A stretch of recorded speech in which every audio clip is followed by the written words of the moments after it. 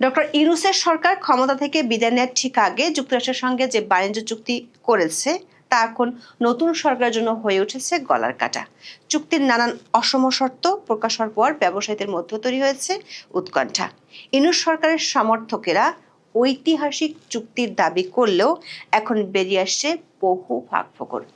এমন অনেক কিছু আছে যা পূরণ করা এক কথায় অসম্ভব। যুক্তরাষ্ট্রের শর্ত মানলে বহু দেশের সঙ্গে বাণিজ্যিক ও কৌশলগত সম্পর্ক ছেদ করতে হবে বাংলাদেশকে। সবচেয়ে বিপদে আছে ক্ষমতার চেয়ারে বসা বিএনপি সরকার। একদিকে অর্থনীতির যাতা অবস্থা, অন্যদিকে বেশি দামে যুক্তরাষ্ট্র থেকে পণ্য কেনার চাপ। প্রধানমন্ত্রী তারেক রহমান ক্ষমতায় আসার কয়েক ঘন্টা না যেতেই অভিনন্দনের নামে শাসানো বার্তা এসেছে ডোনাল্ড ট্রাম্পের পক্ষ থেকে। এখানেই শেষ নয়, চুক্তির বাধ্যবাধকতা স্মরণ করে দিতে ঢাকায় উড়ে এসেছেন আমেরিকান সহকারী পররাষ্ট্র মন্ত্রী পল কাপুর। পরিস্থিতি যখন এতটাই জটিল, তখন চুক্তির অন্যতম কারিগর খলিলুর রহমান কোনো দায় নিতে রাজি নন। ইউনূস সরকার থেকে বিএনপি সরকারে জেকে বসা খলিলুর রহমান দাবি করছেন বিএনপিকে জানিয়েই করা হয়েছিল অসম বাণিজ্য চুক্তিটি। পল কাপুরের সঙ্গে বৈঠক শেষে মিস্টার খলিলুর রহমান এমন ভাষায় কথা বলেছেন যেন তিনি এখনো ইউনূসেরই উপদেষ্টাই আছেন। আগের সরকারের স্বার্থ এবং ভাবমূর্তি বাঁচানোর তার প্রধান কাজ, অথচ সরকার বদলে তিনি এখন বিএনপি সরকারের পররাষ্ট্রমন্ত্রী। খলিলুর রহমানকে গেলার দাম কতটা সেটা এরই মধ্যে বুঝতে শুরু করেছে বিএনপি সরকার।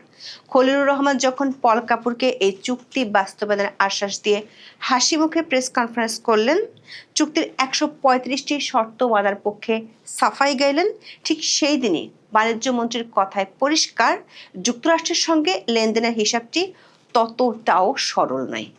এটি গেলাও যাচ্ছে না, আবার উগরে দেওয়া অসম্ভব। বিস্তারিত জানতে চলুন যাওয়া যাক বিশ্লেষণে। প্রধানমন্ত্রী হিসেবে তারেক রহমানের শপথের মধ্য দিয়ে ১৭ ফেব্রুয়ারি ডক্টর ইউনূসের অন্তর্বর্তী সরকারের মেয়াদ আনুষ্ঠানিকভাবে শেষ হয়। এর ৫ দিন আগে অনুষ্ঠিত হয় ইউনূসের মিত্র দলগুলোকে নিয়ে একতরফা জাতীয় নির্বাচন।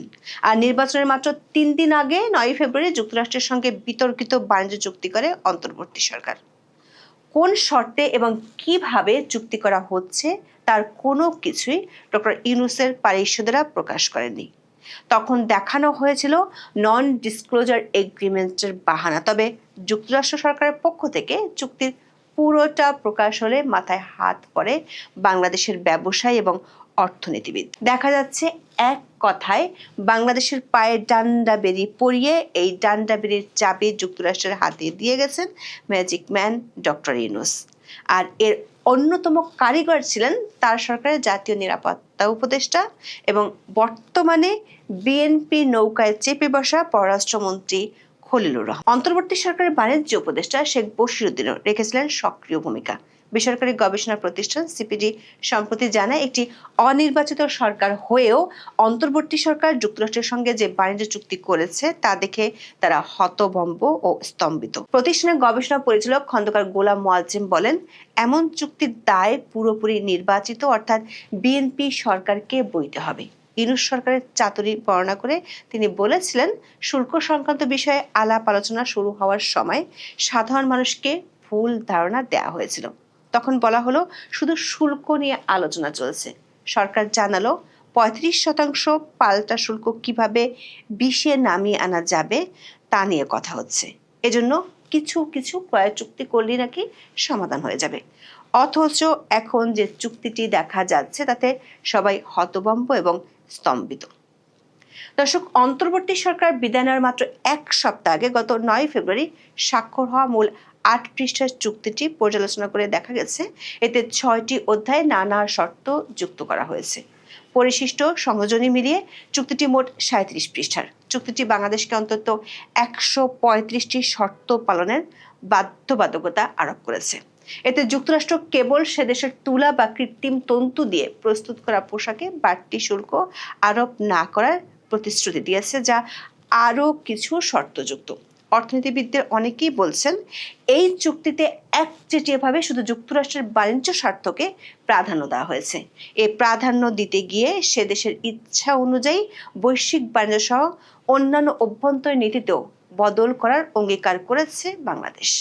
অবশ্য বাংলাদেশের পক্ষে চুক্তি সম্পাদনকারী সাবেক অন্তর্বর্তী সরকারের পক্ষ থেকে চুক্তি স্বাক্ষরের পর দাবি করা হয়েছিল চুক্তির মাধ্যমে যুক্তরাষ্ট্রের বাজারে বাংলাদেশের সবচেয়ে বেশি রপ্তানি হওয়া পণ্য তৈরি পোশাক অতিরিক্ত শুল্ক থেকে অব্যাহতি পাওয়ার অঙ্গীকার আদায় করে নিয়েছে। এমন সুবিধা তৈরি পোশাকে প্রতিযোগী অন্য কোনো দেশ পায়নি, এমন দাবিও ছিল সেই সরকারের। পর্যালোচনায় দেখা গেছে যুক্তরাষ্ট্র বাড়তি শুল্ক ইস্যুতে ইউরোপীয় ইউনিয়ন, জাপান, সুইজারল্যান্ড সহ অন্য যে 20 দেশের সঙ্গে বাণিজ্য চুক্তি করেছে তার প্রায় সবকটি নিজের বাণিজ্য স্বার্থ বিশেষত বাজার প্রবেশ সহজ ও বাধা দূর করার পাশাপাশি প্রতিযোগী দেশের তুলনায় বাড়তি সুবিধা আদায় করে নিয়েছে। এক্ষেত্রে বিশ্ব বাণিজ্য সংস্থার প্রতিষ্ঠিত নীতি মানা হয়নি।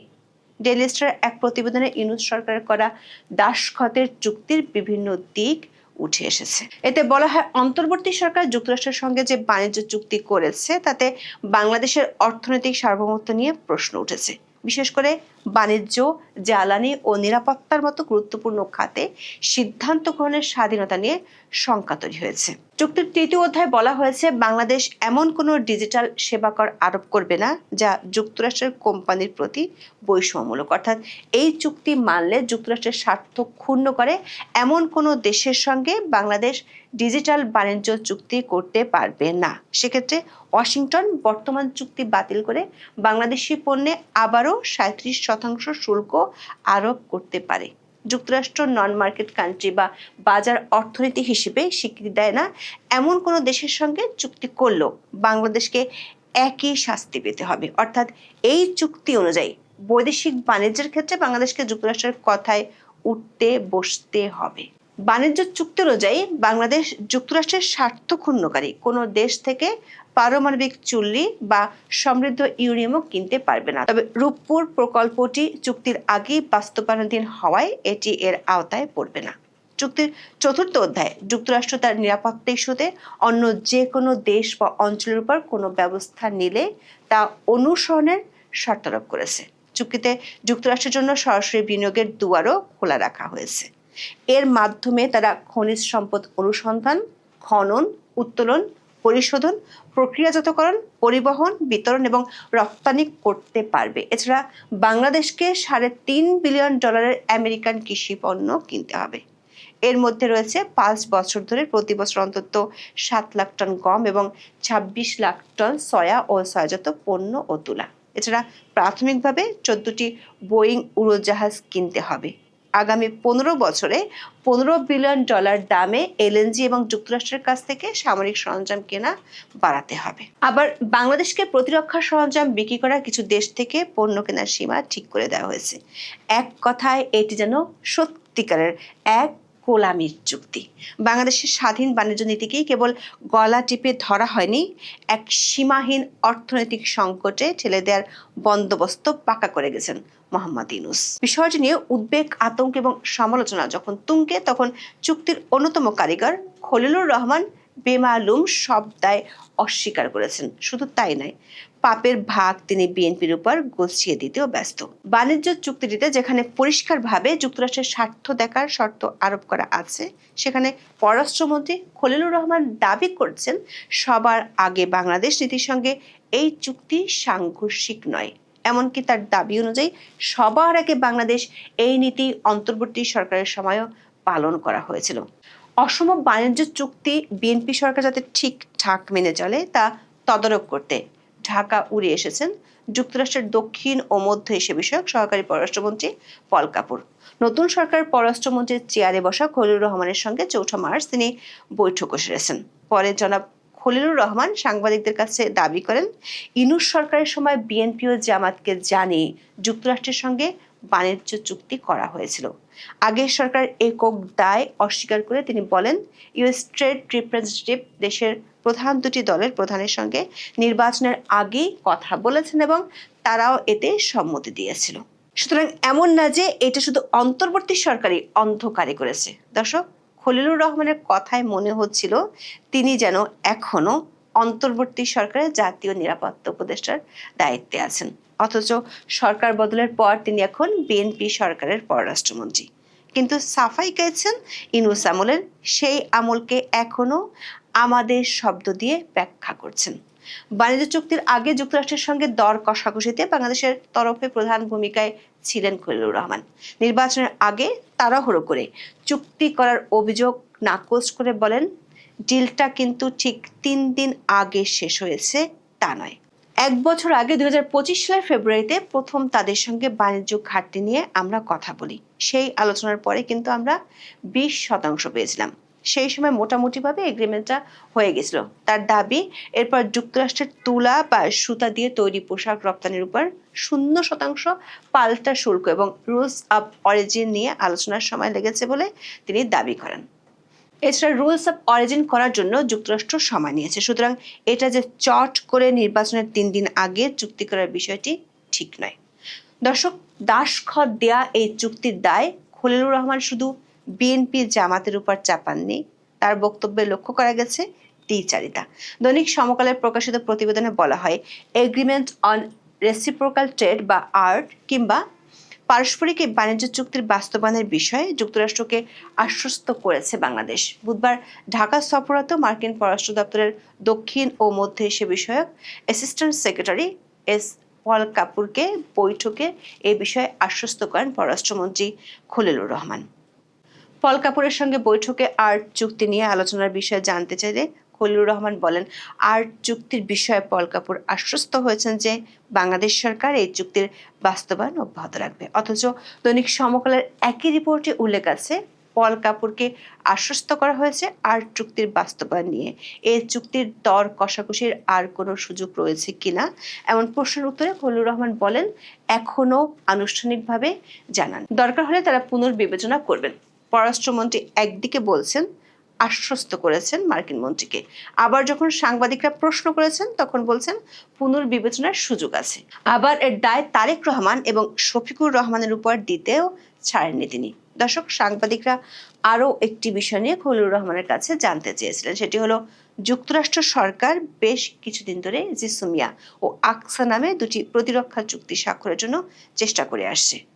পল কাপুরের সঙ্গে বৈঠকে প্রতিরক্ষার এসব বিষয়ে আলোচনা হয়েছে কিনা এমন প্রশ্নে পররাষ্ট্রমন্ত্রী বলেন, তার সঙ্গে সামরিক সহযোগিতা নিয়ে কোনো আলোচনা হয়নি, সেটা তো তার দপ্তর নয়। প্রশ্ন হলো, বাণিজ্য তো তার মন্ত্রণালয়ের বিষয় নয়, তাহলে তিনি কেন বাণিজ্য চুক্তি বাস্তবায়নের আশ্বাস দিলেন পল কাপুরকে? অবশ্য খলিলুর রহমান বাণিজ্য চুক্তি নিয়ে তৃপ্তির ঢেকুর তুললেও বিএনপি সরকারের বাণিজ্য মন্ত্রী খন্দকার আব্দুল মুক্তাদিরের কণ্ঠে শোনা যাচ্ছে আশঙ্কার সুর। পল কাপুরের সঙ্গে বৈঠকের পর সতর্ক ভাষায় বলেন, চুক্তিটিকে এখনই পুরোপুরি নেতিবাচক বা ইতিবাচক হিসেবে দেখার সুযোগ নেই। তার কথায় স্পষ্ট, চুক্তির বিভিন্ন দিক পর্যালোচনা করার পক্ষে নতুন সরকার। বলেন, কোনো চুক্তি চূড়ান্ত নয়, প্রতিটি চুক্তিতে সংশোধন ও পুনরায় আলোচনার সুযোগ থাকে। ভবিষ্যতে প্রয়োজন হলে আলোচনা করে বাণিজ্য চুক্তিতে পরিবর্তন আনা সম্ভব। চুক্তিটি বাংলাদেশের স্বার্থের বিরুদ্ধে কিনা এমন প্রশ্নের সরাসরি জবাব তিনি দেননি, তবে পাওয়া গেছে তাৎপর্যপূর্ণ ইঙ্গিত। বাণিজ্যমন্ত্রী বলেন, যে কোনো আন্তর্জাতিক চুক্তি দুই পক্ষের কিছু দাবি থাকে, কিছু ধারা এক পক্ষের অনুকূলে থাকে, আবার কিছু ধারা অন্য পক্ষের জন্য সুবিধাজনক হয়। আলোচনার মাধ্যমে একটি উইন উইন পরিস্থিতিতে পৌঁছানোর চেষ্টা করা হয়। এই চুক্তিকে এখনই পুরোপুরি নেতিবাচক বা ইতিবাচক হিসেবে দেখার সুযোগ নেই। এটি একটি বাস্তবতা এবং ভবিষ্যতে বাণিজ্যিক সম্পর্ক জোরদারে এর অনেক ধারা কাজে লাগানো যাবে। প্রধানমন্ত্রী তারেক রহমানকে পাঠানো অভিনন্দন বার্তায় বাণিজ্য চুক্তির বিষয়টি স্মরণ করিয়ে দিয়েছিলেন ডোনাল্ড ট্রাম্প। সামরিক বিষয় সংক্রান্ত কিছু বিষয়ের উল্লেখ ছিল সেখানে, তবে পল কাপুরের সঙ্গে এসব বিষয়ে আলোচনা হয়নি বলে দাবি করেন বাণিজ্যমন্ত্রী। বলেন, সামরিক বিষয় বাণিজ্য মন্ত্রণালয়ের আওতাভুক্ত নয়। বিশেষজ্ঞরা বলছেন, ডক্টর ইউনূসের সরকারের চুক্তিতে এক কথায় ফাটা বাসে আটকে গেছে বাংলাদেশ। এখন আর কোনোভাবেই পেরিয়ে আসার সুযোগ নেই, বরং দীর্ঘমেয়াদে ভয়াবহ সংকটের মুখোমুখি হতে হবে। বাণিজ্য চুক্তির বিভিন্ন ধারার কারণে চীন, রাশিয়ার মতো দেশগুলোর সঙ্গে শীতল হবে সম্পর্ক। তুলনামূলক অনেক বেশি দামে কৃষিপণ্য, জ্বালানি এবং সামরিক সরঞ্জাম কিনতে হবে যুক্তরাষ্ট্র থেকে। এর বিনিময়ে বাংলাদেশের পোশাক পণ্যের রপ্তানি বাড়ার যে আশা দেখানো হয়েছিল, সেটাও আকাশ কুসুম কল্পনা বলে মনে করছেন ব্যবসায়ীরা। সব মিলে ইউনূস সরকারের কলমের এক খোঁচায় বাংলাদেশ স্বাধীন সিদ্ধান্ত নেওয়ার ক্ষমতা অনেকখানি হারিয়ে ফেলেছে বলে মনে করছেন বিশেষজ্ঞরা। প্রশ্ন হলো, এই দায় এখন বিএনপির উপরে কেন চাপানোর চেষ্টা করছেন খলিলুর রহমান? বিএনপির জন্য চুক্তির ধাক্কা সামলানো যেমন কঠিন, তেমনি খলিলুর কি হয়ে উঠছেন আগামী দিনে আরো বিপদে পড়ার কারণ? এখন এ পর্যন্ত। সবাই ভালো থাকুন, সুস্থ থাকুন, নিরাপদে থাকুন। দেখা হবে আগামী পর্বে।